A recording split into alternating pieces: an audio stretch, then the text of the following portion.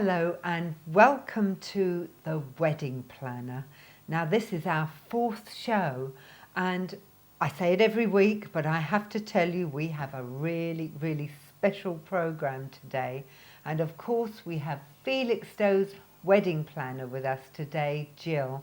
Welcome, Gill. Thank you, Maureen. Thank you for coming today. No worries. And thank you for watching.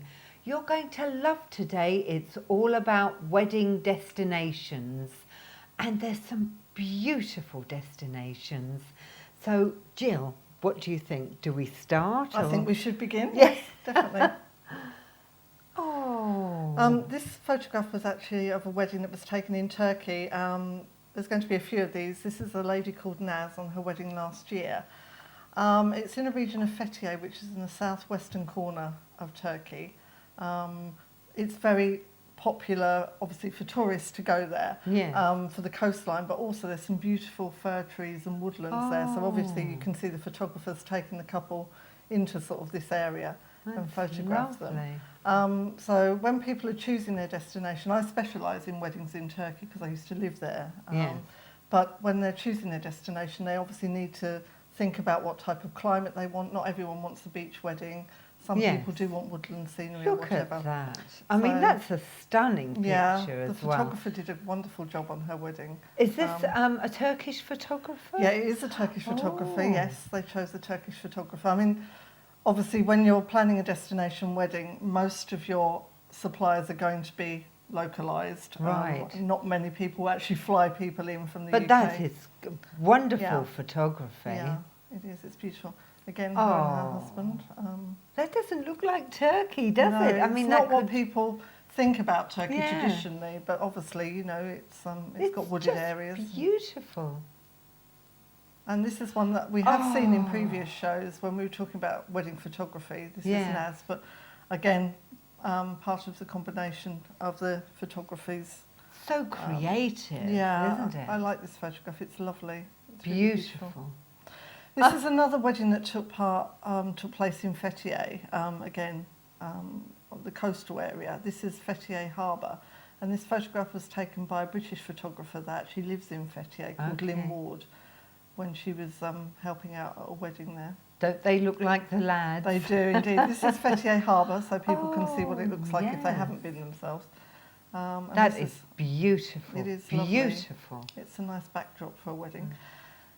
This is the same wedding, obviously the tables, how they were catered for at that particular wedding. You can just see the ship's sails in the background of Fethiye Harbour. Yes. And it proves that even though you're abroad, you can still have things that maybe you would, you know, have in this country, the tables dressed in a similar way. So you could organise this, as a wedding planner, you could organise this, whatever the bride and groom desired. You could liaise with people out in Turkey or wherever your destination wedding is. So what you're saying is because you're abroad, you don't necessarily have to have a different kind of wedding. You can have an anglicised wedding, but in a different setting, or you can have a totally sort of, you know, culturally immersed wedding where you follow the tradition. So if you're in India, you might want to, you know, have Indian cuisine, eat with your fingers, that kind of thing. So whatever you want. Yeah, and you can do this? Yes, as wedding planners, we just adhere to what the bride and groom want, really. We all need a wedding planner, don't we? This is going back to Fethiye, again along the harbour area. Yes. You can see the palm trees in the background. Isn't and that the night beautiful? And warm, I presume. Yes, lovely. Obviously, and that's why most people, one of the reasons why most people choose to go abroad for their weddings, for the climate. Oh, look at that. This is again a Turkish wedding. This was taken place in Kaya village, known as the Ghost Village, which is near Fethiye. And it's where the Greeks used to live up until the early 1920s. Then they had an ethnic cleansing programme, and all the Greeks were asked to return to Greece. And the houses still remain. There's a church there, and it's a lovely setting for a wedding. I've seen it. Have you? I've been there, and it is beautiful. It is. You're quite right. It's interesting historically. There again, that's the table layout for the reception. It has a real sweetness about it. It's very sweet. Yeah. I mean, obviously their themes are sort of the orangey colours. Obviously, any wedding, you can have any theme or colour that you choose. There's the village, you can see the village just behind, the ghost town or Kaya village. Right, so I thought, you know, you're an expert in Turkish weddings. What does that mean? Well, because I lived there, I can speak fairly good Turkish, we know roughly how to sort of liaise with the official people in Turkey. Right. So that helps when you're planning someone's wedding. Yeah. And obviously you have to tell the bride and groom before they leave the UK what sort of paperwork they will need. Ah. If need be, we can liaise with the consulate on their behalf to a certain degree. Right. So that kind of thing. And any suppliers in Turkey, if they don't speak very good English, you know. So there is a lot to consider, Quite a more bit so to than consider. most weddings, Yeah, I mean, isn't if it? you're planning a destination wedding, you can actually opt for packages that people in that specific country you want to go to offer. But, you know, you might just want to take your wedding planner from the UK and have him or her arrange your wedding. It's up to you, really, whatever you want. Obviously, it costs a bit more money to do it that way. But are you more likely to get what you specifically want? Because I know some of the stories you've told me, you can ask for something, but you don't always get what you ask for. No, it just depends. I mean, hopefully, if you've got a wedding planner that knows the country where you're aiming to get married in, then that should alleviate any real problems. But if they don't know the country very well, that's where they obviously are relying on other people's services. Do many speak English in Turkey? Is that as... Yeah, I mean, most school children will learn German and Turkish throughout the country. And obviously the tourist industry demands that people know most, Turkish, German, French, that kind of thing, Russian even. Nowadays. Do you still get misunderstandings, though, or have they got it off more pat? No, you might do. I mean, there's always a danger when you're liaising with people in a different language. But generally, most things are ironed out before the wedding day. But you're smooth it even better if you speak the language. It does help, yeah. And know the customs. Yes, I think that's the thing, knowing the sort of cultural ways and how the officials work. So it helps. Should we have a look at another picture? Let's have a look at a few more, yeah. Again, this is back to Kaya Village. This is sort of a general overview of the layout of the wedding. That's again, lovely. another Turkish scene, wedding scene. You can see, obviously, it's quite mountainous and green in the background. So although you're in a hot foreign climate, obviously you've got that beautiful green backdrop. It is, it's really lovely. Again, a close-up. That's in Fethiye. Oh, that's an arch nice. that obviously, if brides and grooms want that kind of thing, we can liaise with that. Carpets of flowers. That's one that Lynn Ward, the photographer, took, looking down on all the guests that attended the wedding. So it's just a... Right, this is the orange wedding, I can see. It is in the Kaya, yeah. Very colour-coded, it's lovely. That's a night scene. Oh, that's lovely. What's going on there? They're throwing confetti. It's confetti, but at this particular wedding there was fireworks as well that came up from the floor. Oh. So that can be arranged as well, any sort of pyrotechnics that bride and grooms want. Oh, look at people that. serving them champagne. It's just so lovely to have the weather, isn't it? It is, a guaranteed weather, yeah. You don't have to worry about that, do you? The champagne flowing. Although obviously Turkey is a Muslim country, if you get married there, you are allowed to have alcohol at your wedding. So that's good. That's she's beautiful, isn't she? She must have been very happy. I think she was, yes, to get married in And Fethiye. did you deal with her wedding? I didn't. I dealt with the photographer for that wedding. As I say, Lynn Ward. That was my role in that. So, well, the great thing about you is you don't. You can do the whole wedding, but you can actually just do a part of it. Yeah, wedding planners, as I said in the first programme, you can take on the whole project, a partial project, or what they call on-the-day wedding planning, which is literally a few months or weeks before the actual wedding. But of course, when we're looking at destination weddings, time is more important than it would be planning a wedding in the UK. For one thing, if you've got guests coming from the UK to wherever in the world, they need to book their flights or their, cruises or whatever, take time off work, organise children, pets, whatever. So all that consideration needs to be put, to the forefront. And also it's good for the bride and groom or the wedding planner to send out save the date cards.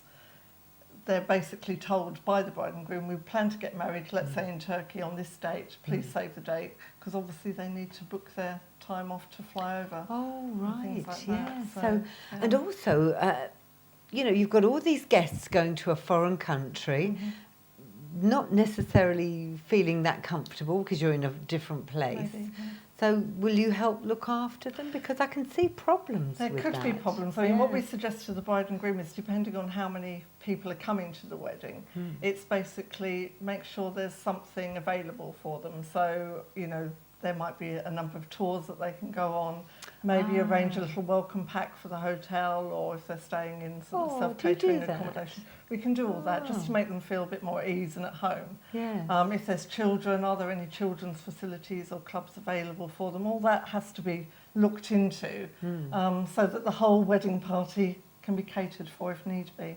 So you take away all that stress. Can do. Yeah. I mean, literally, we're guided by the rules and, you know, the wants and needs of the couple. But yeah, that's something that a wedding planner can do. Oh, I think that sounds wonderful.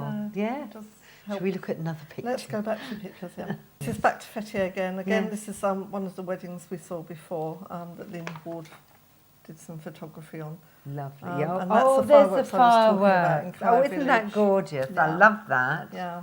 And a real Turkish setting. Look at Yes. the big fire Yeah, there. Oh, yeah. that's gorgeous. Yeah, so that's inside a restaurant in Kaya. We've got the wedding abroad, but you've got these gorgeous dresses and Right. bridesmaids' dresses. You've got to get them to another country. Yeah. How does that work? You can actually phone the airline ahead and say that you're planning to get married and you're going to bring X amount of dresses or suits or whatever, and they can tell you the best way to pack them or whether they can actually go on the plane in their containers, you know, the sort of covers that they have.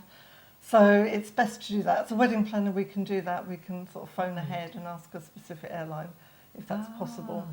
So you could just take all the worry out. yeah, any little Yes. things that people can think of, we try and do. Fantastic. If they're going to another country, they're worried about having their hair done or their makeup Yes, done or whatever. We yes. can sort of research all that and try and find a number of people in that area that are prepared to do it if the hotel doesn't offer such facilities where they're going to Right. stay. And the So, yeah. photographer, I mean, I'm just so amazed at the lovely pictures Yeah, we've seen. it's very good. Isn't yeah. it awful? I just thought you'd only get that if you were in England. No, well, I mean, you know, I happen to know Lynn. I've worked with Lynn before, so you know, she went along. Stunning. Yeah, she does a lot of photography out in that area of Fethiye, not just weddings. So, if you want a really good photographer, your wedding planner will know where to find you one. Yes, we try and research it. So Because that's quite difficult, isn't it? you're doing everything Yes. from afar, and obviously in Yes. this country we can sort of spend more time researching things. We can liaise on the phone a bit more with you know, photographers, florists, whatever. But when you go abroad, you don't have quite so much close contact. You can email, of course, and text and whatever. But you're never 100% sure you're going to get exactly what you want. Yes. So you've got to be very, very specific and Yes. ask lots of questions at the time of planning. And have So, your yeah. expertise. Hopefully, Yes. I don't know if we're ready for another picture yet. No, not quite. Okay. But we'll cut that bit. I wanted to ask you, because there's loads of things I needed to ask you. For a start, the food. I mean, when you go to a foreign country, they have their own cuisine. Yeah. You may not want their cuisine. Well, you know, when you're planning a wedding, let's say in Turkey, if you're having it in a 4 or 5-star hotel, you can more or less dictate what kind of food you want, whether it be buffet, whether it be hot food, whatever. If you're having a sort of small, more intimate sort of wedding, you might choose to have it in a restaurant, maybe on a beach edge or something like that. Oh, yes. So it depends how many people you're catering for, what venue you're going to have, you know, your food displayed in. But we can liaise with the people, you know, regardless. So And you may want, you know, the the cuisine local of the cuisine, country. you may yes. do, in which case there's no problem. You can just tell the, you know, the hotel or the restaurant that you're liaising with what you want. And also Yeah. the styles. I mean, did I hear you tell me that Turkish weddings aren't really that big on food? Well, I mean, obviously, if you're dealing with the British clientele, nowadays they will provide food because they've learnt to, you know, know what people want. Yeah. But when I got married in Turkey, it was more of a traditional Turkish wedding, and people were only served wedding cake. But the wedding cake is very, very different from how it is over here. Is it? Minimal, you would have about 7 tiers of wedding cake. Good grief. They can go up to 15, 16 tiers if you want to, because they traditionally have quite a lot of guests, several hundreds Oh, of right. people. But And you just eat the cake, so you'd you have eat quite the a bit of so, cake. yeah, exactly. goodness. And maybe soft drinks or, you know, a few alcoholic beverages. But things have changed now. So obviously the weddings you've seen already, where there's tables set out, it is more of a British sort of style where people will sit down, have a meal or have a buffet.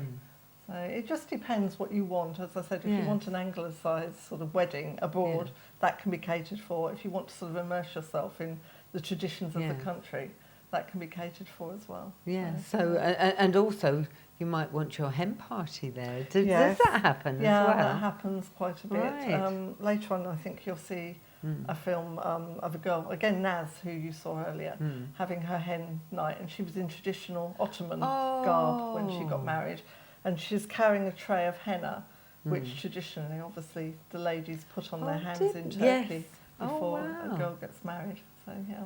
Oh, so that could be real fun and something different. Something different, yeah. So it's really up to the bride to say, I want a sort of traditional Turkish wedding with henna, maybe have my hen party out there. I mean, obviously she doesn't have to. But you'll do whatever they want. Yeah, as I said, right, you know, right from the first programme, we can listen to what they want and liaise with them. This is Naz on her hen night, and as you can see, she's got the tray covered in a red cloth, and the henna is inside there. And traditionally, all the ladies will be offered a little piece of henna to put in the palm of their hands and wrapped in cloth. And then, you know, when you take it off, it's a blob of henna on your hand. Oh, right. So you know all about these things as well. Which adds to... Oh, look at that. Where's that? That's the Ludeniz near Fethiye, quite a famous beach. You've got Babadar Mountain in the background, which is where the paragliders go, where it's undercover, away from the wildlife. And the Blue Lagoon area. Isn't that gorgeous? There's a lot of lovely hotels sort of a bit further along from the beach there where people may choose to get married. So again, that can be arranged. That's a wedding. My friend Islam got married in Izmir, which is the third biggest city in Turkey. Right. So if you choose a wedding, it doesn't have to be on the coastal resort, although obviously there is sea in Izmir, but she got married inland a bit, so yeah, it's but you whatever get the weather, don't you? Back to Fethiye again. Oh, isn't that with the lovely? yachts in the background. Beautiful lighting. Oh. And that's a wedding that took place on a boat. This is another feature that we deal with because obviously you have a lot of yachts and boats in the Fethiye area, but obviously around the world as well. Brides and grooms may want to get married on a boat, or at least have their wedding party on a boat, and that's really how I got into being a wedding planner. Yes, because you had a boat. We had a boat, a 23-metre long sailing boat that had parties on it for engagements, weddings, birthdays. So you're very experienced in that line of in that line of work. So you're a handy person to know if you want to go to a wedding in Turkey. Yes. Who else would you go to? I wouldn't. That's brilliant. Yeah. Yes. So that's quite interesting. Shall we look at another picture? Yes, if we've got some more. Yeah. This is actually, we're going away from Turkey now. This is in Goa in India. And it just proves again, wherever you are in the world, we can set it up in a very sort of American Anglo style with, you know, the covered chairs and the bows and the flower arch. Normally I give a tip of the week. One of the tips is if you're planning a long haul destination to somewhere like India, either get your wedding planner or you yourselves check with your GP for inoculations. Right. Because with everything else that's going on planning a wedding, it's something that may get overlooked. And obviously if you've got guests going out there, be sure to remind them that they may need to, you know, take malaria tablets or have inoculation boosters or whatever. What so a that's good something. idea, yes. As I say, this wedding took place in Goa, so, you know, if you're heading to India to get married, it could be one of the things that you need to consider before you fly. Absolutely brilliant, yes. The other tip is, obviously when you're on a beach wedding, there's a lady in Miami who organises weddings, and one of her tips, which I think is a good tip, is she recommends that brides and grooms don't have their wedding cake actually served on the beach. And the reason why is in Miami, the gulls are quite partial to your wedding cake. So she recommends that if you're having wedding cake or any sort of, you know, food served, you do so in a nearby hotel or restaurant. So it's just a tip that, you know, people might want to consider when looking at long-haul destinations. Yes, because when the weather's good, you'd think to eat, you know, you'd eat on the beach, wouldn't you? Yeah, but that's you really know, in certain helpful. regions of the world, the bird life have got used to eating cake. So it could just be something that you need to consider when planning the wedding. You don't want to be dive bombed, do you? Not really, no, especially in your wedding attire, it wouldn't be good, would it? So no, that's really helpful. Just two little tips. And I should think there's quite a few countries where you have to consider this. I would think so. And I mean, again, the wedding planner or you yourselves can ask advice from people that are actually in that country that have planned weddings, or, you know, local specialists. Travel agents have specialists in certain countries as well. So Yeah, that's good. yeah, Do you need them in Turkey? You're our Turkey expert. So do you need inoculations for Turkey? No, when I first went to Turkey, the GPs advised us to carry sort of malaria tablets, but now people don't tend to have them, no. So, no, for Turkey it's not really necessary. Oh. This is Hawaii, one of the top wedding destinations. Isn't that along gorgeous? With places like Mexico and stuff yes. like that. So. Lovely. This is in Vancouver. This is Vancouver Aquarium in Canada. And the nice thing about this is that it's a non-profit organisation. So basically, if people have their weddings or parties there, any money that they pay to have the venue goes back into the aquarium and helps, you know, isn't that a lovely the animals thought? there, or research sea life or whatever. So if you're sort of an animal lover, it may be something you want to consider for a destination wedding. And this is Aruba. Again, the Caribbean, one of the Caribbean islands. It's very popular for long haul. What a stunning picture as well, isn't it? Yeah, you could see a bride and beautiful. groom You can. standing there, couldn't you? Yes, absolutely. Wonderful. And this is obviously a Disney wedding. If you want something a little bit different, but you still want a long haul destination wedding, you might choose to get married in a Disney setting. Yes, and fabulous. You can go in. Oh, look at. A bit near at home. We have the European wedding, so you could choose. Romantic city. Very romantic city. You could choose to get married in Paris. Oh, that's gorgeous. Nice. This is Venice, obviously another romantic city. Oh, yes. Got some beautiful places. Yeah, I mean, you know, and then back to Paris again. If you want the Paris or Parisian theme, this cake is decorated in such a way. Yeah, it's a wedding cake, but with a Parisian theme to it. Fabulous. So even if you didn't get married in Paris, you might want that sort of theme for your wedding in this country, or, you know, some sort of destination theme on your cake. Goodness me, you can do anything, can't you? Literally, yeah. It's just wonderful. The world is your oyster. Yeah. Literally. I don't know if we've gone through all our pictures because I just love them. Yeah, They're it's very really stunning, all finished. Yeah. Oh, I really enjoyed that. That was so nice. It is interesting, but there's lots of things to think about, as I said, when you're planning a destination wedding. There is, and you make it so easy because a wedding's bad enough in England, it's a wonderful occasion. Yeah, you know but logistically it is and the hard, work and getting everybody over there. Yeah. And also you've got to get them from airports to the... I mean, you can just see they can be fraught with stress and problems. Can be. I mean, the logistics of pulling it all together is not impossible, but it does take time and work and lots of communication. Yes, and a lot of stress for a bride or the bride's family, whoever's organising it. I mean, there's little things that you can consider to make things a little bit easier. I mean, obviously, if you're going for a beach wedding, it's in a hot climate, tropical climate. Remember, I know that in another show we're going to be looking at clothes for beach weddings, but remember to carry something, you know, light and airy and floaty, not a great big sort of heavy train of a dress, because obviously that's going to be difficult to walk in and wear if you're on sand and things like that, and we'll be looking at, you know, footwear, shoes and foot attire. Right. So, oh, look what we have here. These are just some examples of dresses that brides may want to consider if they're having long-haul destination weddings on beaches, for example, because you've still got the train on that dress, but it's short enough to be able to sort of move freely in if you're sort of walking on a beach area. Yes, no, that's stunning, absolutely stunning. I love that. Wow. Do you know what? I think in our next programme we're going to be looking at more wedding dresses. I don't know about you, I can't see enough of them. They are beautiful. And you've just chosen some beautiful pictures. Well, I've chosen a variety of them. You have, haven't you? Hopefully it covers someone's taste. So, yes, and destinations as well. I mean, there's a variety there. I mean, obviously, you know, there's millions of destinations that people can choose from, and there are a top 10 list of most popular wedding destinations that travel agents have. Yeah. But I've just touched on a few of them. So. But you get the idea and the feel for it. And most of them hot countries and doesn't have to be though, as I said. And even if you do choose a hot climate like with Turkey, there is a wooded area there in certain areas, or, you know, beautiful backdrop. So yeah, I just thought it was. I didn't realise Turkey was so beautiful. It's very green. Yeah, it is very green. Really lovely. Well, I've so enjoyed this today.